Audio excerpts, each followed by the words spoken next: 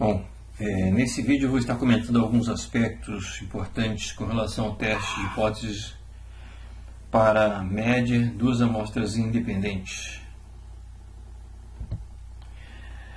Bom, aqui eu tenho as hipóteses nula e alternativa para as três situações possíveis: um teste unicaudal à esquerda, um teste unicaudal à direita e um teste bicaudal.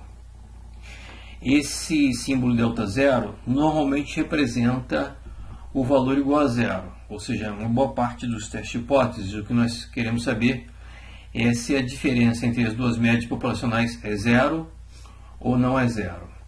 Mas nós podemos ter algumas situações de pesquisa onde esse valor pode ser diferente de zero. As premissas para esse teste T para duas amostras independentes: as amostras têm que ser selecionadas de forma independente, obviamente, e de forma aleatória, amostras aleatórias. Ou as populações têm comportamento de distribuição normal perante o parâmetro que queremos avaliar, ou trabalhamos com amostra de tamanho maior do que 30. E com relação às variâncias populacionais, que são desconhecidas, temos duas situações associadas aos cálculos do teste de hipóteses. A primeira situação, vamos lançar a premissa de que as variâncias são de valor igual, ou valor similar. E a segunda premissa, de que as variâncias são diferentes. Esses dois caminhos vão dar cálculos ligeiramente distintos. Primeiro, supondo-se que as variâncias são iguais, nós vamos transformar essas variâncias iguais em um único valor chamado de variância agrupada. Essa variância agrupada corresponde a uma média ponderada das duas variâncias. Tem aqui as duas variâncias. S subscrito 1 ao quadrado, S subscrito 2 ao quadrado, sendo que os pesos do cálculo dessa média ponderada são os respectivos graus de liberdade. Essa variância agrupada entra aqui no cálculo do erro padrão, que aparece no denominador do cálculo da estatística T. Numerador, a diferença entre as duas médias amostrais, menos a diferença entre as duas médias populacionais de acordo com a hipótese nula.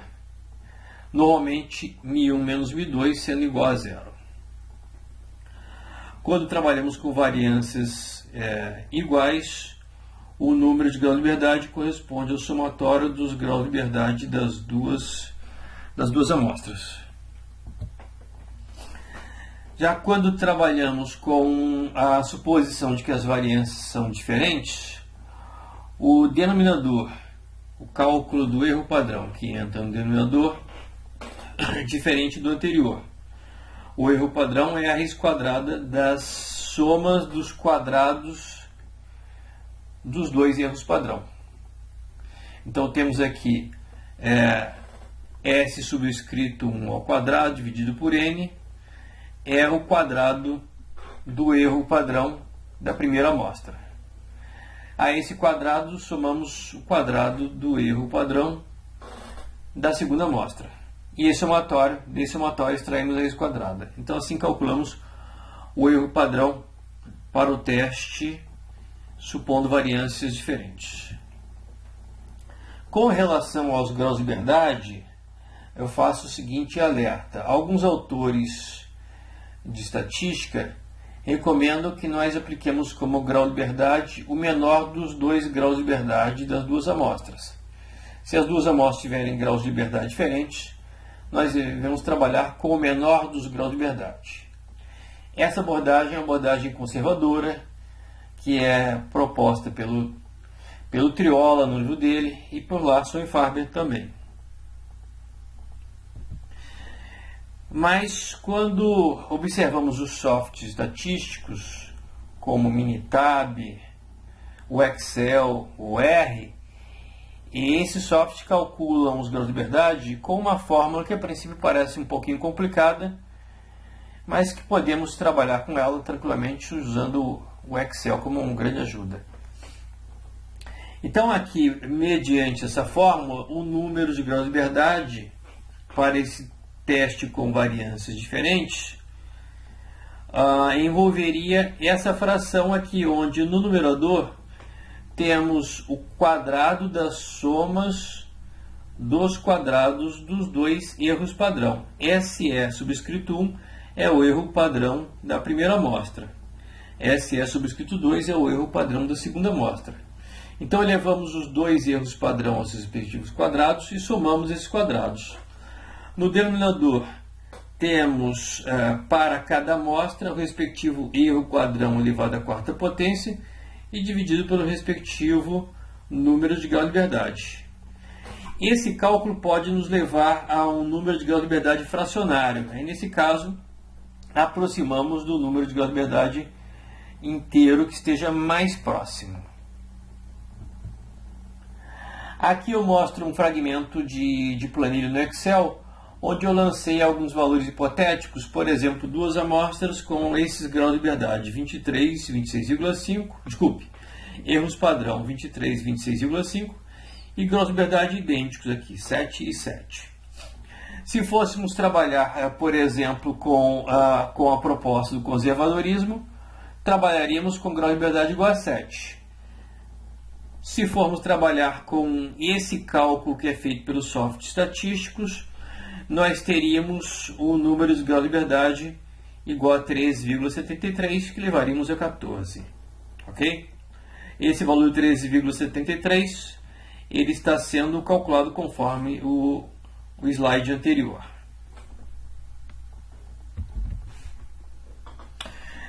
Em um determinado exercício, qual deve ser nossa escolha? Supor que as variâncias são iguais ou que as variâncias são diferentes? Bem, se o problema não nos informar nada com relação a esse aspecto, nós devemos supor que as variâncias são diferentes. Mas também temos uma outra possibilidade, que é, antes de realizar o teste T, aplicar sobre as duas amostras um teste F. Esse teste F serve exatamente para avaliarmos se existe diferença significativa entre duas variâncias. Então nós podemos realizar primeiro o teste F e a partir da resposta do teste F já saberemos qual deve ser a nossa suposição no teste para a média de duas amostras, variâncias iguais ou variâncias diferentes. Bom, vamos a um exemplo de um teste de hipóteses, onde eu vou utilizar o software R. Temos a seguinte questão: a tabela abaixo apresenta indicadores de desempenho, são peças produzidas por turno de uma máquina nova e uma máquina velha, a partir de amostras aleatórias. Podemos afirmar que o desempenho da máquina nova é superior? Então temos a hipótese nula e a hipótese alternativa, que eu formulei dessa maneira, fazendo a diferença de mi de nova menos mi de velha. A hipótese alternativa estaria associado a essa questão aqui. O desempenho da nova ser superior, essa hipótese ou essa afirmação estaria aqui associada à hipótese alternativa. Então, aqui eu teria desempenho superior da máquina nova. Eu poderia fazer mi de velha menos mi de nova, e eu teria um teste unicaudal à esquerda. Ok? Então, ao formular dessa maneira, eu teria um teste unicaudal à direita. Observe que temos duas amostras do mesmo tamanho, podemos ter amostras de tamanhos distintos. O enunciado não nos fala da suposição de variâncias equivalentes, então vamos trabalhar com a suposição de variâncias diferentes. Eu vou alimentar o R com a função concatenar, e através dessa função eu vou alimentar duas variáveis, uma variável que eu vou chamar de nova e outra variável que eu vou chamar de velha. Eu já fiz isso aqui no script, já mandei executar, já tenho então as duas variáveis armazenadas aqui, e vou chamar então o teste T.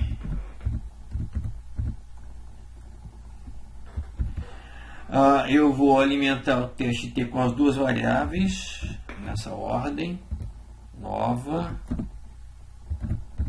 velha.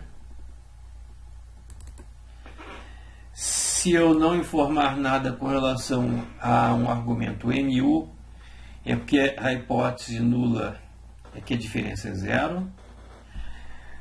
Se eu não informar nada com relação ao argumento alternativo, o R vai trabalhar com teste bicaudal. Então eu tenho que transformar esse teste em unicaudal à direita. Então o argumento alternativo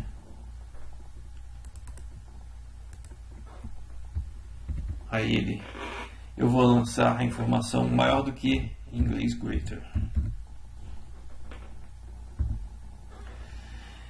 Se eu não informar mais nada, o R vai estar trabalhando supondo variâncias diferentes. É o que me interessa. Vou mandar executar esse teste. E eu tenho aqui o valor da estatística calculada, 2,1035. Valor P 0,027. Se eu estiver trabalhando com alfa de 0,05, esse valor P é menor do que o alfa. E eu rejeito a hipótese nula.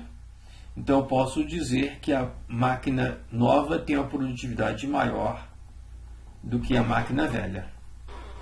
Ok? Observe que o número de graus de liberdade aqui não é o menor dos 2 graus de liberdade, não é 7.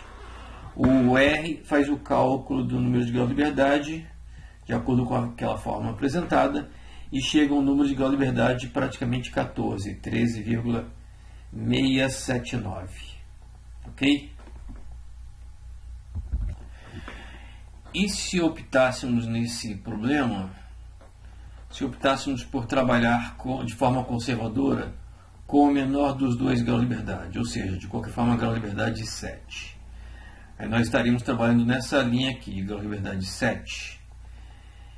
E observaríamos aqui, na coluna de alfa unilateral 0,05, grau de liberdade 7, o valor crítico seria 1,895. A nossa estatística T está ultrapassando esse valor crítico, então de qualquer forma rejeitaríamos a hipótese nula. Trabalhando com grau de liberdade praticamente 14, o valor crítico é 1,761.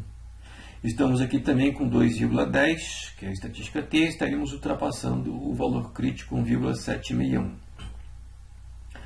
Mas observem que quanto maior o número de graus de liberdade, menor o valor crítico. Então, mais fácil a rejeição da hipótese nula. O Triola comenta que a escolha entre trabalhar com os dois valores de valor crítico, as duas formas, de número de graus de liberdade, trabalhar com o menor dos graus de liberdade, por exemplo, 7, ou trabalhar com o grau de liberdade calculado, que deu próximo de 14, o Triola diz que normalmente essa escolha não influencia a nossa decisão. Então ele diz que normalmente qualquer uma dessas escolhas nos levaria ao mesmo veredito, rejeitar ou não rejeitar a hipótese nula. Nesse caso, então, rejeitar a hipótese nula. Ok? Por último, eu alerto aqui que o R está calculando a estatística T, colocando no numerador do cálculo da estatística T a média amostral da nova menos a média amostral da velha. A média amostral da nova está sendo apresentada aqui como média de x, 8.022,50. A média amostral da velha, 7.948,75. Se nós fizéssemos invertida a ordem, primeiro velha e depois nova, o R faria então o cálculo de velha menos nova, o que daria uma estatística T negativa, ok? Aqui nós temos uma estatística T positiva. É sempre importante, mesmo que vocês utilizem o soft, que vocês façam o esboço do cálculo da estatística T que vocês elaborem as duas hipóteses, façam o esboço da curva T, localizem nesse esboço a estatística T e o respectivo valor P.